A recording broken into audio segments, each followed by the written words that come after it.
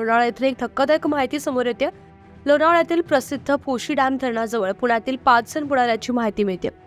भोशी धरण दिनांक 30 जून दुपारच्या सुमारास ओव्हरफ्लो झालं होतं। दरम्यान 2 दिवसापासून लोणावळ्यात पर्यटकांचा ओढा आहे। अशातच रविवारी पुण्यातील एकाच कुटुंबातील 5 जण भोशी डॅम जवळील धबधब्याखाली पर्यटनासाठी गेले होते, परंतु पाण्याचा प्रवाह वाढल्यानं ते पाण्यात वाहून गेले। मिळालेल्या माहितीनुसार पुण्यातील हडपसर येथील सैदनगर मधील अन्सारी कुटुंबातील काही जण रविवारी भोशी धरणावर पावसाळी पर्यटनासाठी गेले होते।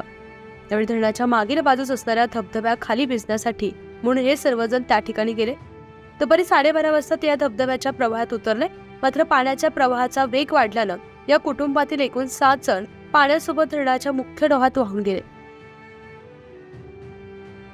सर, काय सांगाल? ही घटना अतिशय दुर्दैवी घटना घडलेली आहे। रेस्क्यू ऑपरेशन सध्या सुरू आहे, काय सांगाल?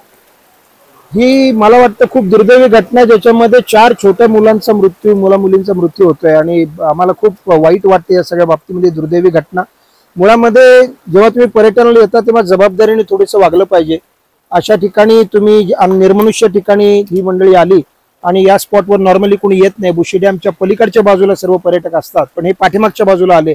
या ठिकाणी 2-3 मोठे धबधबे आहेत आणि तिथून सगळं पाणी प्रॅक्टिकली येतं आणि भोशी डॅमला जातं आणि त्याच्यातलं अंतर फक्त 150 ते 200 मीटर आहे।